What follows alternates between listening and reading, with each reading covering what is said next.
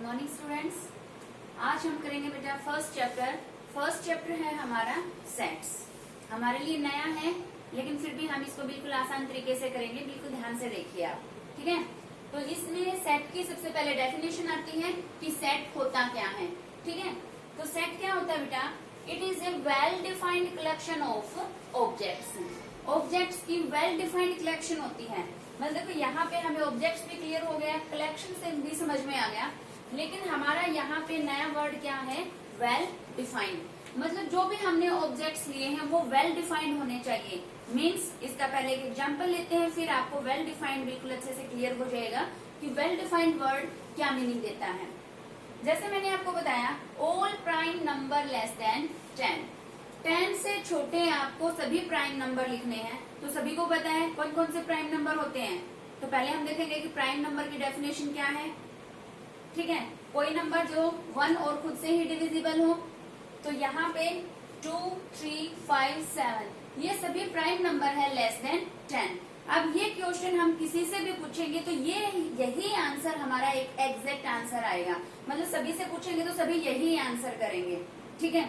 लेकिन अगर मैं एक स्टेटमेंट आपको और दूं कि रिच पर्सन ऑफ इंडिया या best hockey player in India, तो अगर हम इसका पूछें कि बेस्ट हॉकी प्लेयर, तो मेरे अकॉर्डिंग मेरा बेस्ट प्लेयर कोई और होगा और आपके अकॉर्डिंग बेस्ट प्लेयर कोई और हो सकता है। तो इसका एक फाइनाइट आंसर नहीं आया, यहाँ पे एक एग्जैक्ट सेम आंसर आना चाहिए यहाँ पे, ठीक है। मतलब कि किसी से भी पूछ लो आंसर वही हमारा आता है, सेम आता है, तो वो होते हैं हमारे वेल डिफाइंड। अगर आंसर सबका different person to different change हो रहा है तो वो हमारा वेल डिफाइंड कलेक्शन नहीं बोला जाएगा।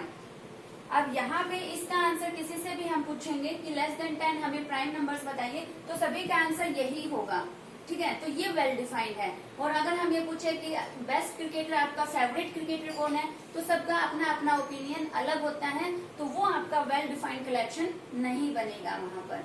समझ में आया? तो यहाँ पे हो गया हमारा सेट। तो सेट क्या है? हमारा well defined collection of objects. Objects की हमारी क्या है? वेल डिफाइंड कलेक्शन है। अब यहाँ पे हमने एग्जाम्पल ले लिया। अब बात आती है कि सेट को हम रिप्रेजेंट कैसे करेंगे, ठीक है। मैंने यहाँ पे लिखा ए, तो ये ए हमारा सेट है। तो सेट को हम किसी भी कैपिटल लेटर से रिप्रेजेंट कर देंगे, ठीक है। अब जो यहाँ पे इस ए सेट के अंदर जो भी यहाँ पे नंबर आए हैं, ये सभी नंबर क्या बोले जाएंगे? हमारे एलिमेंट्स बोले जाएंगे ए सेट के। और इस सेट को हम किस में लिखेंगे? कर्ली ब्रैकेट्स के अंदर हम अपने आंसर को क्लोज करेंगे। तो ये सेट की रिप्रेजेंटेशन यहाँ पर हो गई। ये तो बना है हमारा सेट, और ये जो बने हैं या इसके अंदर हम स्मॉल कैप्स लिखें तो ये बन जाएंगे हमारे एलिमेंट्स, ठीक है। स्मॉल को एलिमेंट्स और इसको बोलेंगे सेट। अब हमारे यहाँ पे एक दूसरी फॉर्म आती है कि हम इसको दूसरे तरीके से कैसे लिखें। यहाँ पे हमने लिख लिया x such that x is a prime number and x is less than 10। इसने कहा है कि x यहाँ पे वो नंबर आएंगे, वो x आएंगे। x कैसे होने चाहिए? x is a prime number, x वो नंबर आएंगे यहाँ पे जो प्राइम नंबर होंगे, एंड लेस देन 10 और 10 से छोटे। तो इसी को हमने स्टेटमेंट के फॉर्म यहाँ पर बना दिया। तो ये बन गई हमारी सेट बिल्डर फॉर्म, ठीक है। तो यहाँ से अब नोटेशंस करते हैं कुछ कि हमारी इस चैप्टर के अंदर अलग अलग हम नोटेशंस पढ़ेंगे, वो होती क्या क्या है देखिए ध्यान से। अगर आपको जहाँ पे ये 2 बिंदियां मिलेंगी, ये 2 रेशो का सिंबल अगर ये मिले, ये 2 डॉट मिले, तो इसका मतलब क्या होता है? Such that. जैसा कि मैंने आपको यहाँ पे पढ़ के बताया, x such that x is a prime number. तो ये 2 डॉट क्या बन जाएंगे यहाँ पे? Such that. इससे यहाँ पहले से ही फेमिलियर हो, क्या है ये? Belongs to. जैसे कि अगर मैं यहाँ पे लिख दूं 1 बिलोंग्स टू नेचुरल नंबर, तो ये क्या बन गया है? यहाँ पे बिलोंग्स टू बोला जाएगा, ठीक है। फिर ये होता है हमारा उल्टा ई बना हुआ है जो देयर एग्जिस्ट। फिर अगर हम यहाँ पे डॉट डॉट लगा के छोड़ देते हैं तो उसका मतलब क्या होता है? हमारा सोन, कि ऐसे ऐसे हमारा काम, ऐसे ऐसे नंबर आते जाएंगे आगे। ये सोन होता है। इक्वल को क्रॉस कर देंगे तो क्या बन जाएगा? ये नॉट इक्वल टू। एन किसके लिए रिप्रेजेंट करते हैं हम? नेचुरल नंबर्स के लिए। ठीक है। Natural number start from 1 and going onwards, ठीक है। जेड या आई, इससे किसको किससे रिप्रेजेंट करते हैं हम? इंटीजर्स को, ठीक है। इंटीजर्स को हम जेड या आई से रिप्रेजेंट करेंगे। क्यू से रिप्रेजेंट करेंगे हम अपने रैशनल नंबर्स को, ठीक है। आर से रिप्रेजेंट करेंगे हम ऑल रियल नंबर्स। अब सी हमारे लिए फिर से नया है, सी से हम रिप्रेजेंट करेंगे कॉम्प्लेक्स नंबर्स। कॉम्प्लेक्स नंबर से इसको मैं बताऊंगी कॉम्प्लेक्स नंबर क्या होते हैं। यहाँ देखिए, सी से रिप्रेजेंट किया मैंने कॉम्प्लेक्स नंबर। देखो अभी तक 10th क्लास तक हम जितने भी पढ़ते आए हैं सारे नंबर हमारे रियल नंबर्स थे। अब है रियल नंबर। अब ऐसे नंबर हैं जिनके अंदर अंडर रूट के अंदर माइनस का आ जाए, मतलब जो आयोटा वाली टर्म होती है वो होती है हमारी इमेजिनरी नंबर।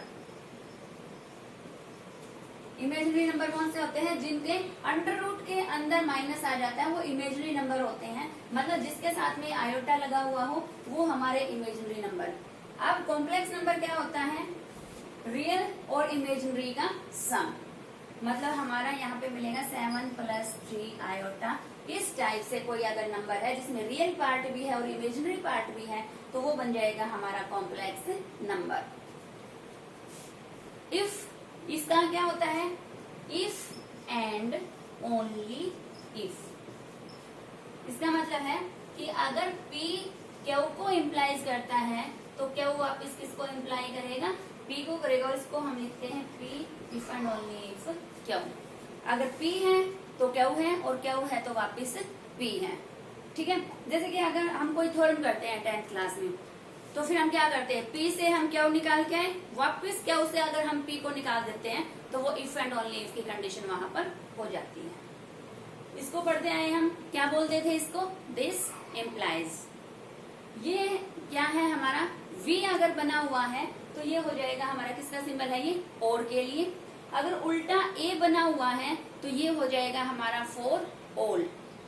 और अगर नीचे V बना हुआ, उल्टा V बना हुआ है तो ये किसका सिंबल हो जाएगा? यहाँ पर एंड का सिंबल हो जाएगा, ठीक है। तो ये सभी नोटेशंस आप ध्यान करेंगे कि ये नोटेशंस हम आगे यूज करेंगे, और ये हमारी सेट की डेफिनेशन यहाँ पे हो गई है। अब आगे इसके करते हैं पार्ट्स। अब बेटा कि सेट्स किस किस टाइप के होते हैं वो मैं आपको बताती हूँ। पहले है फाइनाइट सेट, जैसे आपको नाम से ही क्लियर है, फाइनाइट सेट, जिस सेट के अंदर नंबर ऑफ एलिमेंट्स हमारे क्या हो? फाइनाइट हो, ठीक है। और क्या पहचान होती है इसमें? आपको डॉट डॉट नहीं मिलेंगे, सिर्फ कुछ नंबर आपको यहाँ पर मिलेंगे fix. Infinite set, infinite set वो होता है जिसके अंदर इनफाइनाइट मैनी नंबर्स प्रेजेंट हो। मीन्स यहाँ पे आपको डॉट डॉट मिलेंगे तो वो आपका इनफाइनाइट सेट है, और जिसमें आपको एक फिक्स नंबर मिले वो हो जाएगा आपका फाइनाइट सेट। नेक्स्ट है हमारा सिंगलटन सेट। जैसा कि नाम से क्लियर है, सिंगल मतलब ऐसा सेट जिसके अंदर एक ही एलिमेंट प्रेजेंट हो। वो एलिमेंट यहाँ पर कोई भी हो सकता है, कोई भी एलिमेंट, करली ब्रैकेट्स के अंदर सिर्फ एक एलिमेंट यहाँ पे प्रेजेंट है, वो एलिमेंट कोई भी हो सकता है। 0 भी हो सकता है, यहाँ पे 1 भी हो सकता है, 5 भी हो सकता है, कुछ भी एलिमेंट यहाँ पे प्रेजेंट हो। तो जिस सेट के अंदर एक एलिमेंट प्रेजेंट हो वो हो जाएगा हमारा यहाँ पे सिंगलटन सेट। फिर है हमारा एम्प्टी सेट। एम्प्टी सेट का दूसरा नाम है नल सेट या वॉइड सेट। इसका एम्प्टी मीन्स खाली, नल मीन्स खाली, वॉइड मीन्स खाली। तो मतलब जो सेट खाली हो, मतलब कि क्या हो हमारा? ऐसा कोई सेट जिसके अंदर कोई भी एलिमेंट प्रेजेंट ना हो, मतलब वो खाली हो। या तो हम इसको सिर्फ ऐसे सिर्फ 2 ब्रैकेट बनाएंगे, आपको कर्ली ब्रैकेट बनानी है, या हम यहाँ पे क्या बना देंगे? 5। इसको क्या बोलते हैं हम? 5 बोलते हैं। 5, या सिर्फ आपको ब्रैकेट बनानी है, इसके अंदर कोई भी एलिमेंट आपको शो नहीं करना है, ठीक है। फिर आते हैं हमारे equal sets. Equal sets 2 set हैं आपके पास, A एंड B। इन दोनों को हम इक्वल सेट्स बोलेंगे कि अगर A के जो एलिमेंट है वो सारे B में प्रेजेंट हो और B के सभी एलिमेंट A में प्रेजेंट हो। मीन्स अगर यहाँ पे आपने ए के अंदर लिया 1 2 3, अब जो ये 1 2 3 है ये बी सेट के अंदर प्रेजेंट होने चाहिए। तो यहाँ पे है 1 2 3, तो यहाँ पर भी है 3 2 1। ऑर्डर इनका अलग हो सकता है लेकिन आपके एलिमेंट वही सेम होने चाहिए, तो हम इन दोनों सेट को बोल देंगे इक्वल सेट्स।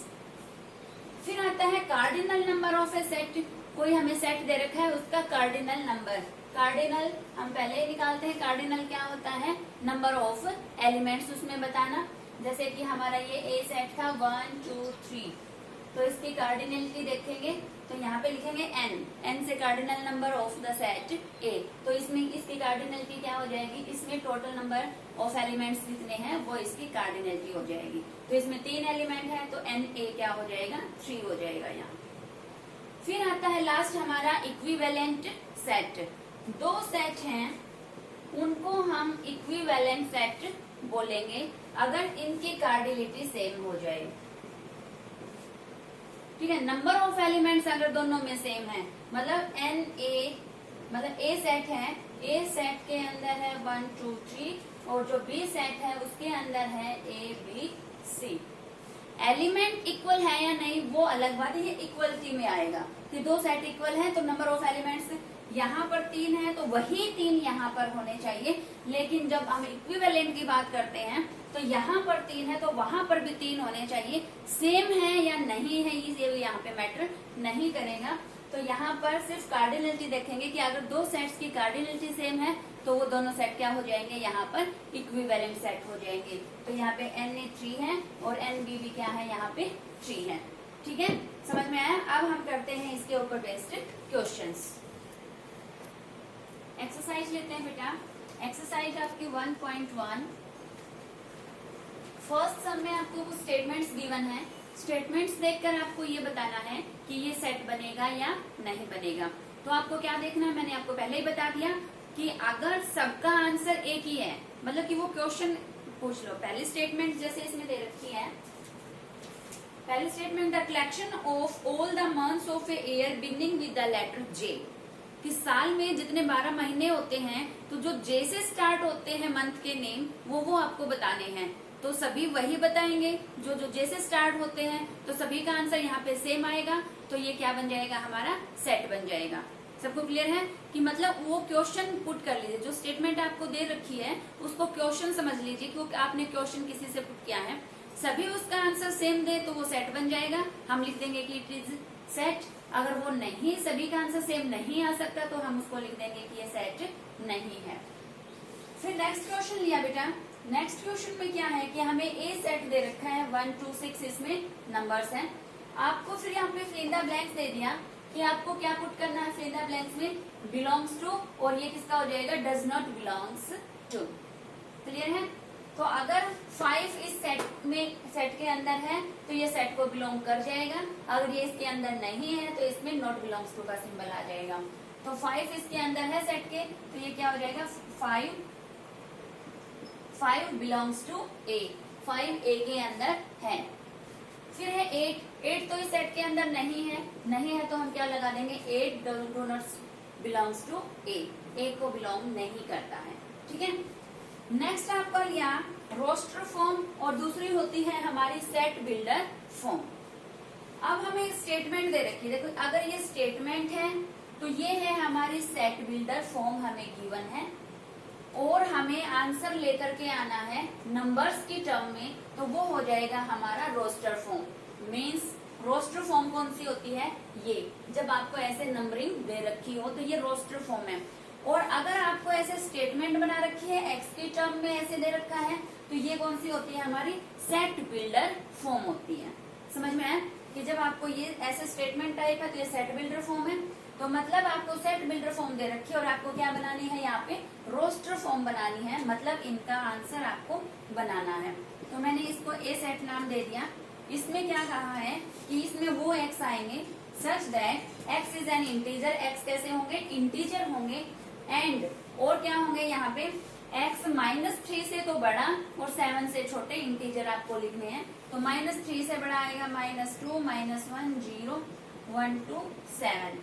और देखो यहाँ पे आपको कंडीशन लगा रखी कि 7 से छोटे, तो मतलब यहाँ पे हमारा सेट कैसा बनेगा, ये फाइनाइट सेट बनेगा, 7 से छोटे और -3 से बड़े, मतलब कि कुछ इंटीजर्स यहाँ पे प्रेजेंट होंगे, तो ये बन गया हमारा यहाँ पे फाइनाइट सेट। ठीक है, नेक्स्ट लिया है इसने, इस सेट का नाम इसने f दे रखा है, the set of all letters in word better.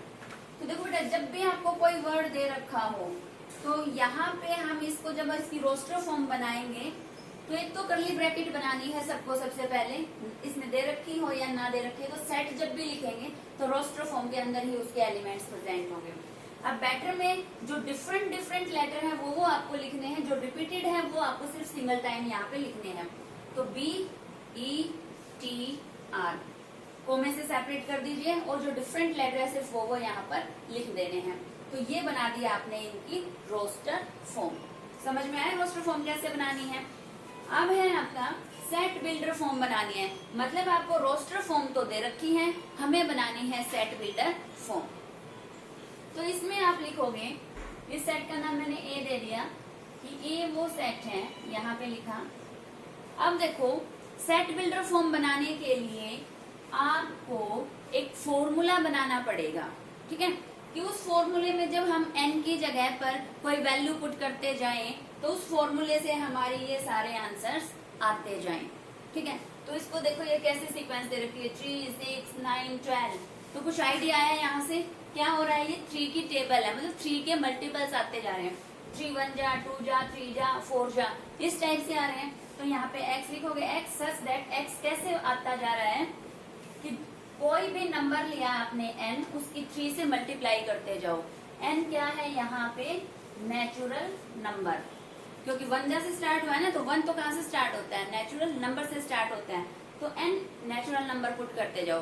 Natural number पहला होता है 1 पुट करोगे तो कौन आ जाएगा, 3।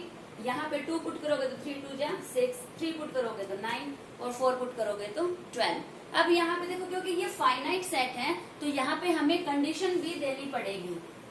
कंडीशन क्या दोगे यहाँ पे, कि जो आपका ये n है, ठीक है, ये n क्या होना चाहिए, लेस देन इक्वल टू 4 होना चाहिए। मतलब कि 4 पुट हो जाएगा तो 12 बन जाएगा, या 4 से छोटा होना चाहिए। समझ आया, क्योंकि नेचुरल नंबर है तो स्टार्ट तो होते 1 से ही है, तो स्टार्टिंग वाली तो रेंज यहाँ पे लिखनी नहीं है। तो लास्ट लिखोगे कि लास्ट क्या होना चाहिए आपका, 4 या 4 से छोटे यहाँ पे नंबर सारे होने चाहिए। ठीक है, तो ये बन गया आपका यहाँ पे फॉर्मूला। n आपने नेचुरल नंबर लिया है तो नेचुरल नंबर लिखोगे, होल होता तो यहाँ पे होल लिखते। अब यहाँ पे फाइनाइट है तो ये कंडीशंस भी यहाँ पे जरूर आपको लगानी है। ठीक है, अगर आप और लिखना चाहो, नेचुरल नंबर वाली नहीं लिखी, मान लिया आपने छोड़ दिया कि नेचुरल नंबर n पुट करना है, तो आप यहाँ पे लिख सकते हो less than equal, greater than equal to 1। n 1 या 1 से बड़ा और 4 या 4 से छोटा, मतलब 1 भी लेना है यहाँ पे और आपको 4 भी इंक्लूड करने हैं और इनके बीच के नंबर लिखने हैं।